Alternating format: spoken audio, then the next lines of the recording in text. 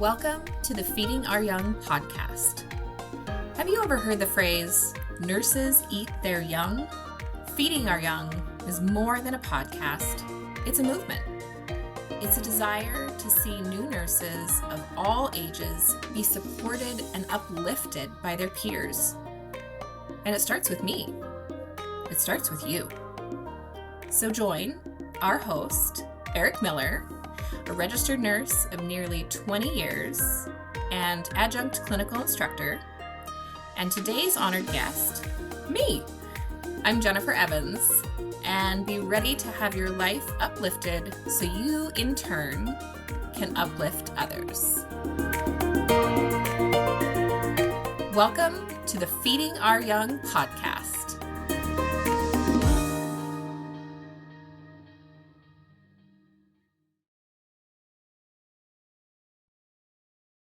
Welcome to today's episode of the Feeding Our Young podcast. I am super amped about this morning because I have someone in my studio that I routinely proclaim I would like to be when I grow up. That is no commentary on her age in any way, shape, or form before she smacks me a new one through the screen. It is just legitimately the energy, the exuberance, the passion that she has for nursing students and for nursing in general is practically unrivaled. In fact, so much so that I decided that my energy and her energy would just be too much. It would just be too much. So as the sadist that I am, I ran a half marathon yesterday morning, number 148, and I decided this morning to go on 149. It's a whole story. It's only the second time I've ever done it in my life, but man, that significantly beat me down. So no pressure to today's honored guest, Jennifer Evans, who's going to have to carry the load. Jennifer, how you doing this morning? Fabulous, especially after that introduction. Holy cow. Thanks. You're welcome. Hey, before we get started, do you prefer Jennifer, Jen, Jenny? Okay, so there's a little bit of a story behind that. That's why I asked. Oh, good. Okay. You know the story. So when I was in the 5th grade, I was like, you're growing up a little bit at that, and you're trying some things out, and I had always been strictly Jennifer. Like my mom was like, nope, that's what I named you. That is what people will call you. And I was like, well, maybe Jenny. I could be a Jenny. And this horrible boy, I don't remember who he was. I've blocked that part from my memory. He says to me, well, you know what a Jenny is, don't you? And I said, no. And he said, I'm going to say a word, but it's an animal word. He said, that's a female ass. And I went home, and because of the age that I am that we're not talking about, we had a dictionary that is, 5 inches thick, 6 inches thick, and I went home flipping through the pages. And you know what? Right after Jack, it's a Jenny. And so I was like, oh, absolutely not. Nobody will call me Jenny. So Jen or Jennifer is totally fine. I actually, my cup, I don't know, it's upside down and backwards probably. Niffer is sometimes what I go by. My little sister couldn't say Jennifer, and it came out like in this cute little kid voice, Niffer, And so when I started at my hospital job, there were, 3, I think, other Jens, Jennies, Jennifers, and they were like, you need a different name. And I was like, okay, well, my little sister calls me Niffer, and everybody's like, what? What? I'm like, you guys, it's just the second half of Jennifer. Like, come on. Yeah. And it kind of stuck. And so at work, the older crew, I've been there for 19 plus years, but the older crew will still call me Niffer, and it's sweet. It's fun. I think that's great, and I think that now I have to commit myself to calling you Niffer for the rest of your time in studio. So. Okay, Niffer with that, and also intriguing fun fact that you've been on your unit 19 years. How did you, can you let everybody know how you started nursing at the age of 10 or 12? Yes, I was. So young. Very advanced, well, right? I did start right out of high school. Like I went to, I did a 2-year and then transferred over to WSU. But I am blessed that I knew what I wanted to do. Yeah. I kind of thought, I want to be a pediatrician. No, I don't. I don't want those hours. I want to have a bunch of kids, and I want to raise those kids. And so I was toying with the idea of being a nurse. And when I was 16, my sister, my older stepsister, had her first baby. And it was actually at Sacred Heart, where you work, Eric. And I don't know if I'm supposed to say that or not. I think so. I haven't gotten in trouble for it yet, so we're just going to keep going with that. Fabulous. They know it's not affiliated with them, and I'm not doing it on work hours, so who cares? Excellent. And so I was in the room when she had her first baby. I had no idea how sick she was. She was really preeclamptic. But I just remember being in that moment and thinking, there's no way that this, like, I know where babies come from, okay? But, like, there's no way. And then my niece was born, and I mean, I don't know if the kids say this anymore, but I was shook, right? I was like, no, this moment where, like, this life just enters into the world. Yeah. I'm sold. Done. I know what I'm doing. Yep. Wow. That was quite a while ago. That was almost 30 years ago. Sheesh. Yeah, when you were 10 or 12. Yeah, which is just amazing to me. I mean, just so advanced. So let's, for the benefit of everybody then, that was an amazing story on how or why you wanted to become a nurse. So then a few years ago, when did you graduate? What degrees do you hold? When did you graduate with said degrees? So I graduated high school in 1998. Went straight into, I got my AA at SFCC, transferred over to, at that time, WSU's nursing program was called ICN, the Intercollegiate College of Nursing. It was here in Spokane, and was right by SFCC at the time. Went there, graduated. I was a 5-semester. They had like a 4-semester or 5-semester track. I did it in 5, so I graduated in December of 2002 with my BSN. And from about that time on, I proudly proclaimed that I would never go back to school again. Did not exactly happen like that. And so, you know, I think it was kind of the joke of like, what did you get during the pandemic? An Instapot, a master's degree, a cat, like what did you know? I think I got the Instant Pot and the master's degree. Done. And we got a cat, so we had it covered. Don't worry, our family got the cat, so there it is. Okay, well my husband's allergic, so that wasn't going to be one of our things. Yeah, I just I all this time said I wasn't going to go back. I wasn't going to do it. There's no way. Nobody can make me. But I didn't anticipate. I had started teaching clinical for OB through Gonzaga, and I fell in love with my students. Like, they had this just zest for learning, and I joked for a while that it was so nice to be around young people that wanted to hear me talk. Kids don't always want to hear what their moms have to say. You know, it's what it is. I didn't want to hear what my mom had to say when I was that age, but it was so refreshing that they were like eager to listen, and that they were excited about what I was excited about. I love teaching about OB. And so I was like, well, crap. I can't teach in the classroom without a master's. No. I guess I'll have to go back to school. So I did, and I'm a little, you know, you had said about you and we're high energy people. Yeah, a little bit. Right? A little bit. A little bit. Yeah. And I was like, okay, I've got like this 6-month break between practicum students and clinical, to where I don't have practicum students again. And I mean, we're just doing nothing. We're all staying at home anyway. So I was like, I'm really frugal. I was like, I'm going to pay for more terms. Yeah. I did my master's through WGU, and I was like, I'm going to do it in 6 months. Oh, gosh, that... Painful. Oh, well, I did it in 4. Oh. And I have to tell you, I met an angel online. I was part of this Facebook group for the degree I was getting through WGU. And I don't even remember how we met.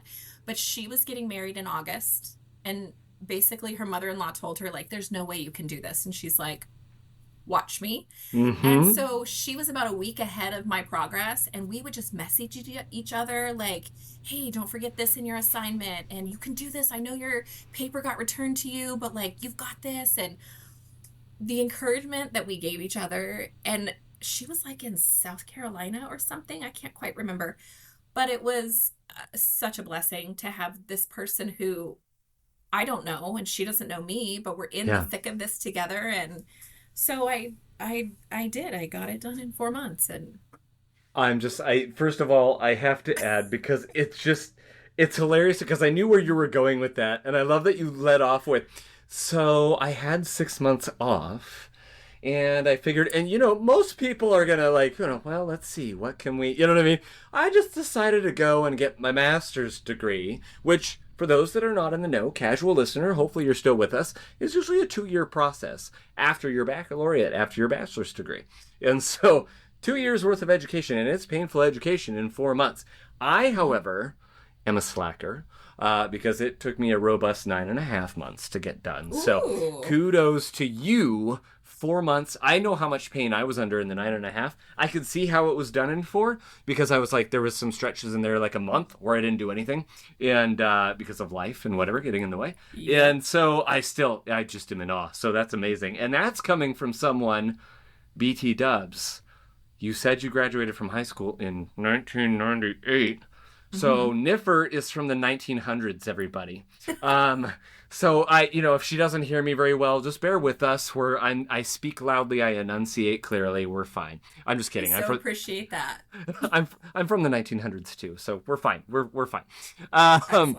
So then, where's home for you? You can answer that however you wish, and maybe tell us some more. Oh no, don't tell us about your family yet, because I almost forgot my opening questions, which I do all the time. So Okay. Where's home for you? Home is Spokane. Okay. I've been here since I was 5.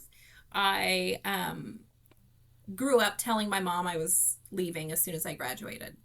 Mom, I'm out of here. And I did move out right after I graduated, but I never left.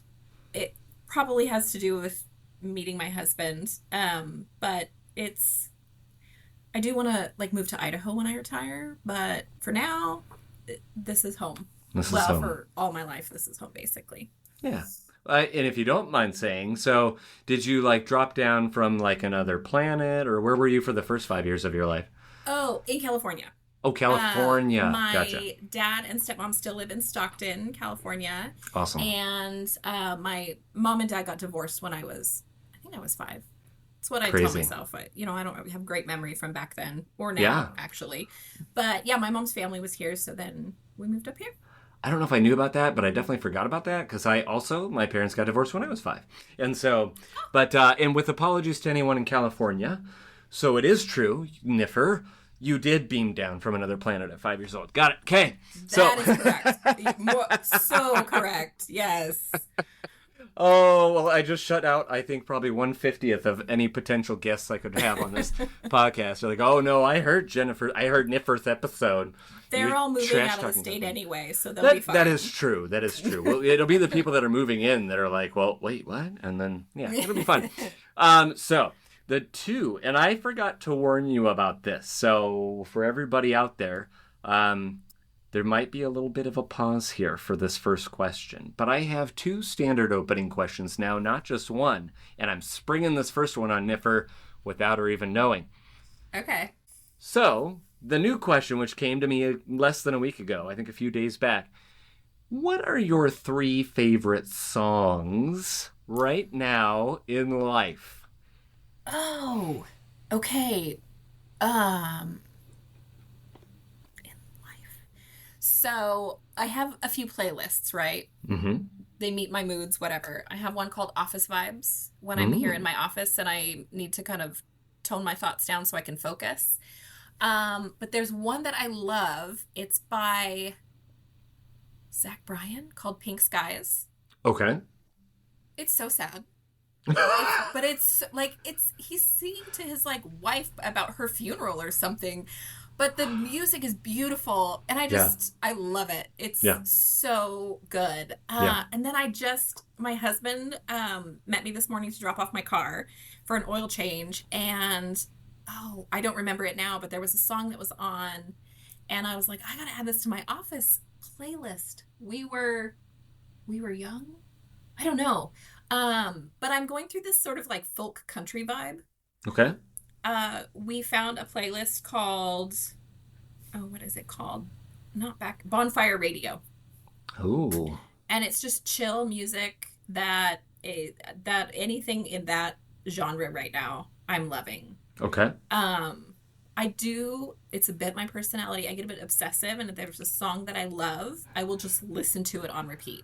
Uh-huh. Until I know all the words. Do you do this too, Eric? You're nodding you've heard of this definitely before. do. And I do it to a point where, to be perfectly honest, I can't stand listening to the song anymore for a while. That's how compulsive I get with it. And so I listen. I'm like, this is the best song ever. And then it's not a gradual thing. You just go to play it whatever next time it is, and you're going, no, I'm over you. We're done for a while. It'll come back around for sure, but yeah. Oh, I love it. My other favorite is, and this was on that obsessive play, repeat play. Repeat play. Okay, I'm going to come back to that because I have to find it. Okay. But I will say, okay, this is not just one song. Okay. My daughter has got me, pretty much our whole family, obsessed with this concept musical. It's in the Tales of Odysseus. It's called Epic. Wow. If you love musicals, yeah, I hope they actually make it into a musical. It is the most amazing music. This was another COVID pandemic fruit. Mm-hmm. And there's multiple albums out, and it is epic. It's a beautiful story. My 10-year-old knows all the words because they listen to it every time they get in my daughter's car. It's so fun. It's good. It's clean. It's it's really, really good. Oh, I'm going to have to check that out. See, yes, that's why we're doing this. That's why we're doing this. Because then everybody gets to hear everybody's what drives you, what, and it just exposes you to new ideas, new music, new opportunities for inspiration, really. So outstanding. Yes. Thank you. And that was on the fly, everybody. That was on the fly. There was no dead time cut out of that one there. So, because that happens sometimes. I warn my honored guests, I'll throw a curveball, and if you got to sit there for 20, 30 seconds and think about it, go for it. We'll cut that silence out. No, that was all real time, everybody. Okay, now the one you definitely know, which is, what are the 3 words that you would use to describe nursing school? Okay, I have to look back at my notes because I know they all start with C's, which I kind of stole from you, not intentionally. Well, and then I found out we at Gonzaga, they're gonna teach this whole 4 C's thing. Not mine, it's not, and I can't take claim to anything. But Dr. Sloan told me, and I said, I was like, I gotta come up with new material. Unbelievable. Let me be stale. Imitation is the greatest form of flattery, right? That's what they say. Yeah. Okay. Which it would be if they knew that I was actually doing it, but that's okay. Okay. So this is from the perspective of a nursing educator. Connections, calling, and creativity. Oh my goodness. We're going to jump into those 3 C's at the end of what's likely going to be episode 2. I'm already looking at the time going, no, I know Niffer, and I know that we're going to be a 2-parter here. So before we get into the deep stuff, tell us about your family. Do you have any healthcare workers in your family? You kind of already touched on your inspiration as to why you became a nurse, but tell us more about your family.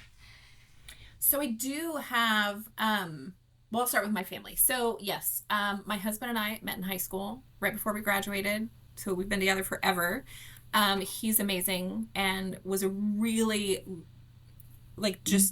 he puts up with me, which I do not understand, but I appreciate nonetheless. And he was a really amazing, huge support when I got my master's. He took over everything he picked up everything I dropped and did it so well. I'm eternally grateful for him. We've got 4 kiddos. My oldest daughter, Jamie, just turned 21. Which is weird because I got married when I was 21. So that's a whole thing to look at. I don't understand. No. I was a baby. And then my oldest son, Joshua, just is 19. And he is about to launch from home. So that's weird and exciting and nerve-wracking and all the things. And have another son named Jacob. He's starting his junior year in high school. And that's awesome. He says he wants to be a pilot. And I'm like, but they don't have that degree option at Gonzaga. But okay. But all right, okay. Yeah, okay, fun. And then our baby she'll be 11, and her name is Jillian. And awesome. So she's sweet. I have said from the beginning that my first 3 are very different, and Jillian somehow is a culmination of all 3. And I'm like, I'm gonna have to figure out how to parent these guys, my bigs is what I call them, because they're kind of a little bit older than she is, to figure out how to parent her. And that is true so far. Yeah. So yeah, those are my kids. I love them. I love my family. I do have a lot of nurses in my family. My mom is a retired nurse. My stepmom is soon to be a retired nurse. My mother-in-law passed away 10 or 11 years ago. I actually got to work with her on my unit for a short time. Oh, wow. She was an LPN, and that was pretty amazing getting to work with her. And I have aunts coming out of the woodwork that are nurses, and my grandma should have been a nurse, but she cared for everyone, always. She wasn't a nurse, but she should have been. Should have been. She was a nurse without a degree. That's exactly what I was going to say. She's a nurse without a degree. She didn't have the letters behind her name, but she was a nurse. Yep. That's awesome. So it was definitely in the blood. Mm-hmm. That's for sure. That's awesome. My youngest, Jillian, she tells me that she also wants to be a labor and delivery nurse, which is really sweet. She's like, Mom, I'm going to be a nurse, and I'm gonna help deliver babies like you. And I said, you are? Okay. Awesome. And this year, I actually homeschool her. We're doing anatomy, right? Mm-hmm. Like, that's our science this year, is going through anatomy. And we're learning about, I don't remember what we were learning about. And she's like, is this stuff I have to know to be a nurse? And I'm like, oh, you have no idea. Yes, ma'am. There's so much more depth. Yes. Nope, she's that's like, it. Okay. That's all you need to know. You're good to go. Oh, there are nursing students right now going, oh, please, if that was it. If that was all. Right. Oh, no, thank you for sharing that. That's amazing. And who knows if she does hold true to that, and she's 11, of course, but I don't want to discount that. Some people definitely know. But, who knows? Maybe that moment where she works alongside you is in the future. Who knows? We'll see. That's awesome. That's awesome. So we're just going to continue on with the getting to know Niffer in this first episode. I think this kind of tends to be the natural division of 2 episodes. As the first episode ends up being more about you, what makes you tick, what makes you who you are. And then we kind of dive into the nursing education stuff. And that's kind of where we're going to head with Niffer today, is especially as a nurse instructor, as a professor. Let's talk about that for a second. Are you a professor? Are you an instructor? Are you an educator? You're an educator, but I mean, there's, the whole Venn diagram and what overlaps. And yes. Like, what is your official title and what makes that distinction? So I've learned that it's different at different colleges. Mm-hmm. At Gonzaga, it is a lecturer. I'm a lecturer. Mm-hmm. So yes, I have a couple students, that will, at least initially, not be sure how to address me, like in an email, and say Professor Evans, and I'm just Jen. I'm just Jen. But I'm technically, like, that is my title, lecturer. Lecturer Evans. I just want to make sure that I get it right today. So, Lecturer Niffer. I love it. So you already touched on the fact that you do, not only do you lecture, but you also work. So where is it that you work, and how? You've kind of touched on how long you've done that, but any insights as to, you know what I mean? Like, have you always been in the same location? And if so, what is that like, being in the same location for so long? So I've always been at Holy Family since I have been working as a nurse. I did a year on med-surg, not my jam, but I did learn an incredible amount. And then I was lucky enough to apply and be hired on our labor and delivery, or it's an LDRP. So our patients, we do all the things. They come in, they have their babies, they recover, they stay for a while postpartum, and then they go home, and it's all in one, essentially, room, which is, I love that model of care. It's a smaller hospital, but I had actually had all my babies there, and I I love it. We have something really amazing on our unit. The Family Maternity Center is what it's called. And it is, I've only ever worked on our med surge floor and then on FMC. And so I know that it's special, but we have people come in and you know, that have worked other places, and we have this amazing family dynamic. We are close with each other. We do life together outside of work, and we, you know, celebrate baby showers and weddings and go to funerals and, you know, carry each other through hard times. And it's really hard to work two jobs. I'm not going to lie. But there's no way I can give it up because they are my family. Very tight knit. 100%. Yeah.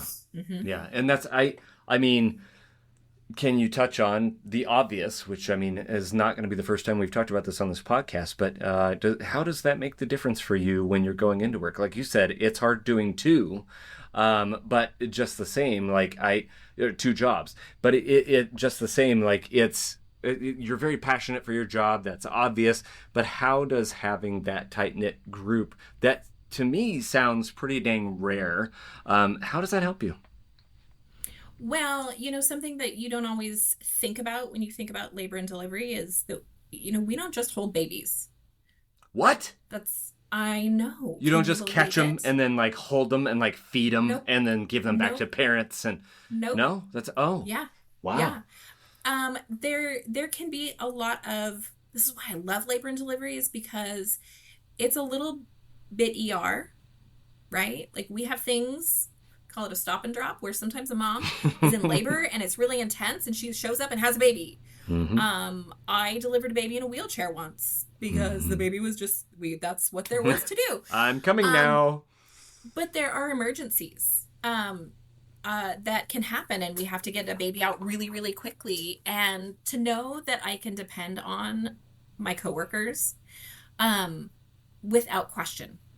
We have this, when there is an emergency and it's all hands on deck, it is this amazing thing to see this pit crew kind of idea where, you know, you've got this race car coming in and they gotta, I don't know what they do, change the oil, add gas, put tires on. It's not my thing, but everybody has a job and everybody knows the next thing that needs to be done. And the last shift that I worked, I was actually getting ready to clock out and there was an emergency happening, and I'm in the OR and I'm doing this and I'm doing that, and it was just, we excel in our unit of really coming together in those moments. And sometimes those things end, most of the time, those those emergencies end really well.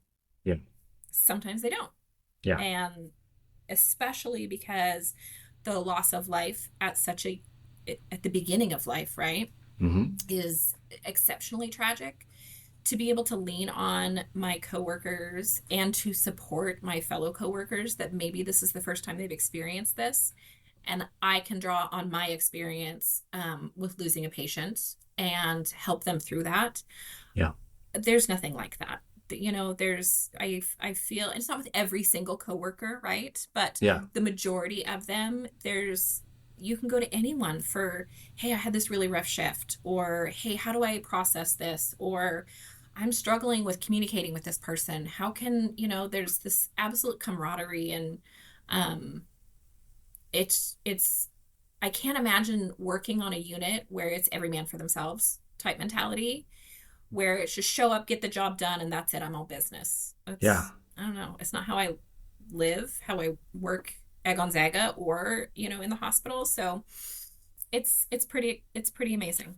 That's awesome. Keeps me going for sure. And it really, like, I mean, I often refer to things as like the gold standard. You know, gold standard is having, you know, working on a unit or working in a facility or working at a location where you can rely on your team like that. That is the gold standard. But that even sounds like where you guys are at is even, I mean, it's platinum. it is that 0.5% or, maybe 1% of all places you can end up. Peds-onc, you've got to be tight there. You've got to be, but it still wasn't quite to the level you're describing. You know what I mean? And I do my best to foster that where I'm at. Everybody does their best to foster, but there's just sometimes you got different personalities and it just doesn't work. Or certain groups work really well together and others work really well with each other. But rarely is it this like level of camaraderie, I feel like, to which you describe. And so nursing students, look for that. Look for not necessarily the 1%, but if you landed somewhere where that does not exist, that teamwork does not exist. Someone's calling you saying, "Hey, Susie, Joe, your pump's beeping. Go take care of it." Period, and hangs up. That's not the place you want to be. And then you have a question to ask yourself. Do you want to be one of those that if you've got you and maybe one or two others who want to try and change that culture, man, go for it. There's nothing more invigorating than trying to do that. But don't do that at the expense of your own mental health, your own sanity, and your own ability. Maybe this is taking place while you're just learning how to be a nurse. And that's not the time to do that. So, by all means, look for that. And man, if you find it, it's amazing. It's amazing. So, you touch on a serious topic there, and not that I want to get too deep, but we'll see where I'm kind of turning this around. But, you talk about the loss of life and young lives at that on occasion. And I feel like this is a natural segue into the question, who or what inspires you most in life? So Eric sent me questions, not the song question. But Eric sent me questions. I'm sorry.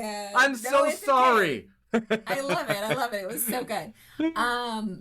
And I sat with this question for, not like days or anything, but I sat with it for a while and I was like, how do I really want to answer this? And I'm looking at what I wrote right now, and it's just the absolute truth that my faith in Jesus is everything. It helps me make sense of this crazy world. And I do not know all the things. I do not have all of the answers. I do not understand all of, what is in the Bible, but that's the faith part. Niffer, what is the meaning of life? Everyone wants to know. Do you have that answer now? I'm just kidding. Go ahead, continue. 42. 42! There, you've heard it here first. 42, meaning of life. Write it down. Get it tattooed. Okay, sorry, continue. That's not original. No, it's okay. That's not original. That's from what is that? It's from a movie. I was going to say, I feel like I've heard that, but it's not. You would love this movie. Not Guardians of the Galaxy. Something about Galaxy. Oh, yes. Oh, now we're both going to look so stupid. Okay, continue with your... I derailed this whole important conversation. You keep talking. I'm looking at this. Hitchhiker's Guide to the Galaxy. I didn't have to look it up. Okay, there it is. Oh my gosh. Yes. Okay, now that we got that out of the way. So spoiler alert. That's the answer. 42. For those of you who have not seen that movie. Oh gosh. Sorry for that. But really, that's okay. My faith is, so I'm a Christian, is paramount to how I do, what I do, why I do, all of the things. It was really amazing coming to work for Gonzaga, which is a Jesuit university. It's not exactly what I thought it would be, but it's great. I love that I can say in class, that this is we talk about worldview in one of my classes, that this is my worldview. And this is the lens that I look at everything through. Yeah. That's it was cliche, and I don't know, when was it? The bracelets, what would Jesus do, right? Everybody was wearing the bracelets. I don't remember when that was. But that's my lens, is, I get frustrated in this situation. Well, how would Jesus approach this? I do not do it perfectly. Let me be very clear. I keep failing and fall. I know. God, I keep trying. But, that idea of grace and mercy, and that grace is getting something good that you don't deserve. And mercy is not getting something bad that you do deserve. And I sometimes respond first before I remember that. But my goal is to lead and live with grace and mercy as much as possible. Awesome. And quite imperfectly, but that's the goal. Well, it's been great talking with you, Niffer. We only accept perfectionists here, so perfect people. Oh, I'm sorry. We're just gonna wrap this up. Yeah, I'm gonna move on to the next perfect person just fine. Thank you for you say that so eloquently. The whole concept of grace and mercy is something I feel like is sorely lacking in society today. And I mean, it has been for, eons. There's a whole reason for that. But it just seems so magnified. And I don't know if it's just because we're adults and have to pay attention closer to it. Sometimes I miss childhood for that reason. Like I long for the days where, you always wish you could be an adult, and then you're an adult and you're like, well, I kind of wish I was a kid again. Because I feel like there's a lot that our parents shield us from. If that makes sense. You know what I mean? Like there's just a lot of concerns you don't have to worry about. And maybe, maybe you can speak toward this too, but do you find that, and I don't want to go ageist here, because all students, that's the whole point of this. We've talked about before, the original logo, Feeding Our Young, they originally, the people that developed it for me, young was the word that was in script. And I countered with them and I said, actually, I need the feeding in script. That's where the emphasis should lie, because it's not about young. We've already established on this podcast, you can be 40, 50, going back to school, and you're a brand new nursing student. You know what I mean? You're going through a lot of the same things in a different way. But that being said, as I digress, you and I work with very young, coming straight out of high school, and you have to commit and all the things. So do you find that there's also that component of watching them try to navigate this crazy world that maybe they didn't have to deal with, thanks to their parents or whatever the case may be prior to? Absolutely. Oh, so much. Yeah. And that's something that I have to remember. And I had kids around my students' ages, and it really helps me reflect both ways. I've got to remember this about my kids. I've got to remember this about my students. And I tell them, you guys are my kids now. I tell my students that. Like, I've adopted you. It's a thing. Welcome to the You're family. my kids now. Yes. But sometimes, okay, for example, I put so much work into preparing my courses, right? Like way too much time and energy. And then somebody will like way too much. But somebody will, ask a question. And I'm like, I know that I have put this answer out there, right? And I sometimes think, I just want to reply, read the syllabus. It's there. But I have to take that step back and remember that not only are my students learning to navigate college, right? And taking on this career, and this is a hard degree to get. Like, this is intense. Yeah. But they're also growing up as a human being and learning to navigate some of these things that maybe they didn't have to do on their own in a high school setting, right? Yeah. And maybe their parents were really, really involved and helped navigate these things, and now they're out on their own for the first time, and like, oh, I didn't follow the directions, and I it's really important to me that I come across with grace in those emails. And I joke, I have a sign on my wall that says, per my last email, I gotta zoom in so I can see it. Which the translation is, can you read? Like as a total joke.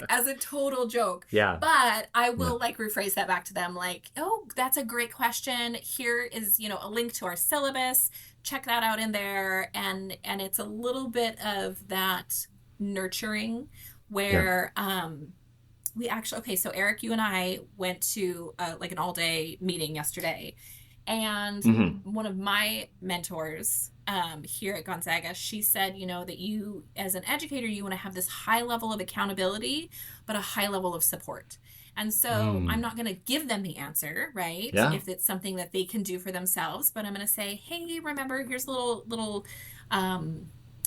trail of breadcrumbs, right? Like here, you can find it here, but let me know if you have any questions, and if, something doesn't make sense, just let me know. But there's a lot of growing up that happens outside of the classroom in this age of students that I have here. Yeah, very much Did so. that answer your question? I feel like I totally just went off on a tangent. No, 100%. And I wanted to add was the very profound, give a student a fish and they will be fed for a day, but teach the student how to fish and they will eat for a lifetime.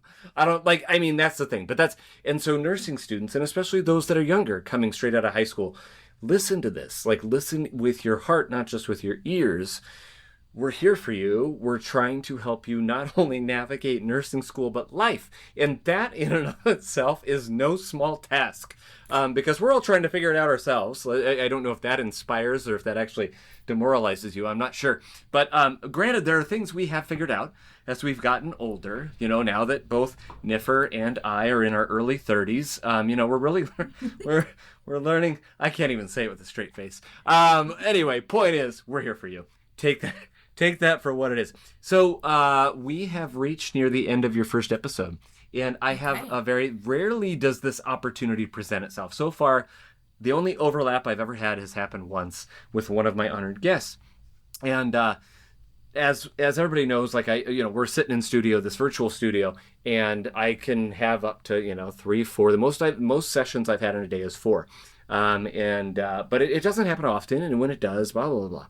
So today was going to be Jennifer at 10, and then I have another amazing guest coming in tonight at 6, and nothing in between. And I was like, oh, this is great. You pencil this, pencil that. I'll go get a master's degree in the 6 hours I have in the in-between. That takes 6 months. That's right. Anyway, and so last night, somebody who had to, cancel and reschedule a while back, I didn't know when I'd see her again, but she booked the 12 to 2 right after you. And so we've been texting back and forth because I try and get everybody, in a row. And I'm like, okay, hey, just so you know, can I call you this early? Blah, blah, blah, blah. And so meanwhile, you and I are talking, and I get a text, the iMessage pops up here on the old MacBook. And Izzie Wilkes says, tell Jennifer hi. And I said, I'm not writing her back because you've got my attention. Anyone who knows me knows I hate cell phones and I hate that they distract in that regard. So I've been sitting here like, okay, I got it. And then she texted again, and she because I didn't write her back. And she says, tell Jennifer I said hi. And then she says, ask Jennifer about our first delivery together. Oh, gosh. That's how we're going to close this episode, if you can remember in your early 30s brain. Okay, so Izzie is I love her so much. I have not known her for that long. But there are just every once in a while in life, you bump into somebody who absolutely, you're like, click. Yeah. She's one of those people. So this was the first time that I'd ever worked with her. She was new on our unit. Mm-hmm. And I was finishing up a day shift. She was coming in for a night shift. I don't know. She wasn't charge nurse. I think she was like a labor nurse that night. And oh my Lord. I had a delivery, and I don't even remember. There was something hard about this delivery, like pain or bleeding or something was going on. And then I come out, and I think she was like, so we've got an ambulance is bringing someone in. And I was like, okay, we can pivot, we can adjust, we can, we always make it work, right? Yep. And then I think we also had a new doctor on that night, if I'm remembering correctly. Adding to the fun.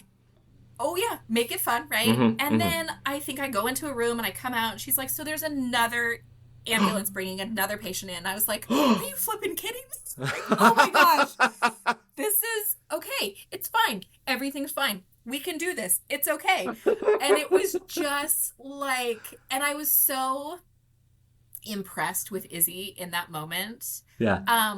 She was on it, but she was not panicked. She was like, okay, well, we're going to do this. And all right. And then we'll do this. And I was like, I do like her. I knew I did. I love it. So that was my first night with Izzie. But I have to say, okay, so here's some food for thought for Izzie for when she's on your podcast. Yeah. Oh, this is so fun. Okay. So Izzie in my contact. We have very special contacts for each other in our phones. Oh, my. So when she started working, I was like, okay, I really try not to be a judgmental person. Yeah. But there are a few things that I'm going to judge you about. One is, and this is all in jest, but one is if you don't have an iPhone. Eric, you and I have been through this. You're fine now. We're good. 2 is I don't know why I do this, but I look at people's socks. It's a thing. Like, I used to work with a nurse who would wear her husband's tube socks. Ew. And I'm like, I mean, sorry, no judgment here. Oh, friend. That's great for her. You could do better than black shoes and dark scrubs and white tube socks, okay? Like, MJ, that was a whole look for him, but like, come on. No. I love fun socks. And so Izzie didn't wear socks. She had her dance goes on, and I was like, do you not have socks on? And she goes, no, like when you get new dance goes like that, something about that's what you're supposed to do is you're like, initially don't wear them with socks, like out of the box, and then you can just not wear socks. I'm so glad right now this is not a video podcast because my face is saying so many things. All right, anyway. Yeah. So her contact is Izzie, no last name. For a while I couldn't remember her last name, who doesn't wear socks. That is her contact. And then my contact in her phone is Niffer, who judges those who don't wear socks. I misspoke. Mine is Jen, who wishes she didn't wear socks. Oh. And in hers, because hers is Izzie, who wishes she had her master's like Jen.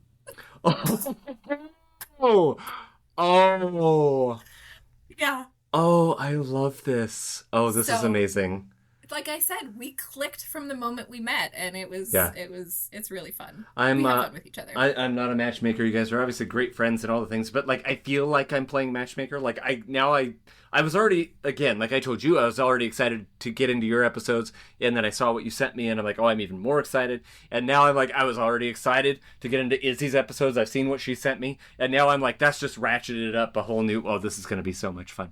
And I have to tell you, Eric, there is, in the OB world in Spokane, everyone eventually knows each other, right? Yeah. But there's little smatterings of this conversation. Oh, did you do Eric's podcast? Are you going to do Eric's podcast? Oh, Eric, I'm on the date for this day. It's so funny. You this is already thing. All of these circles that I was like, how do you know Eric? Like, I know Eric. How do you know Eric? It's so fun. So this is just going to explode, and I love it. Yeah, because I think Izzie and I the only time I met her, because I don't do Holy Family very often. I mean, I don't in my role. So, this is a separate hospital, et cetera, for those that don't know.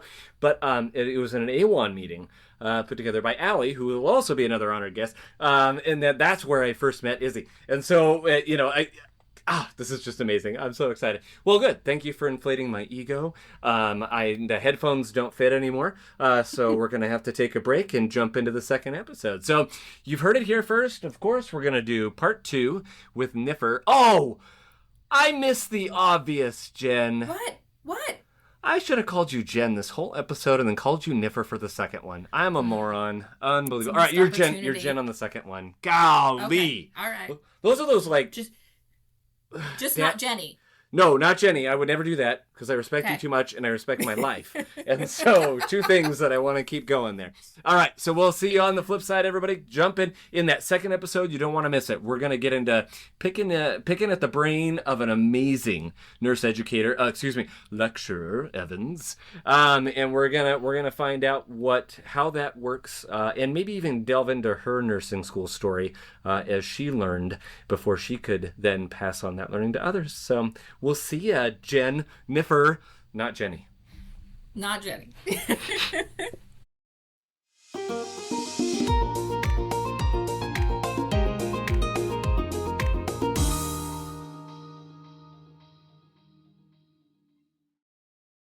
Here's what's happening on the next episode of Feeding Our Young. I was kind of rocked by some evaluations that I got at the end of spring semester. I think it was really one in particular that just, you and me and Tara and Nicole were sitting down to dinner, and this is why I love being real with people in community, is I had been struggling with things that a student had said about me that was not reflective in how I teach. That's the whole point of the course evaluation, right? Is like, what do they do to help you learn? What do they do that didn't help you learn? Those kinds of questions. Yeah. And I'm sitting here quietly struggling with like heartbreak. And then was brave enough to share it. And then I have another coworker who also was like flayed open in an evaluation. And it was so sweet to just know that I'm not alone in that, that like somebody else is facing the struggle I am.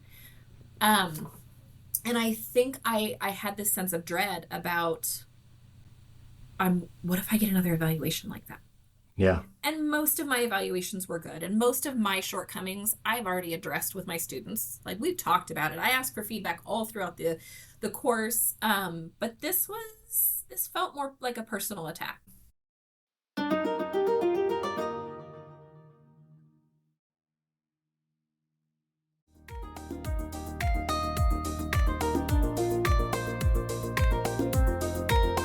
Did you like today's episode of Feeding Our Young? Let today's honored guest know by emailing us at thanks@feedingouryoung.org. Also, if you are a nursing student, nurse, or a nursing instructor and would like to be featured on a future episode, please email us a few details about yourself at the very special email address mystory@feedingouryoung.org. If you have a question you would like addressed in a future Q&A episode, please send it to q@feedingouryoung.org. For all other inquiries, please email us at info@feedingouryoung.org or text us at area code 509-ALL-THEM, 509-255-8436. We're so excited to have you return to hear our next honored guest. Be sure to follow us on TikTok, Facebook, Instagram, and YouTube at Feeding Our Young LLC. Again, that's username Feeding Our Young LLC. Until next time, be encouraged and go find someone to encourage today.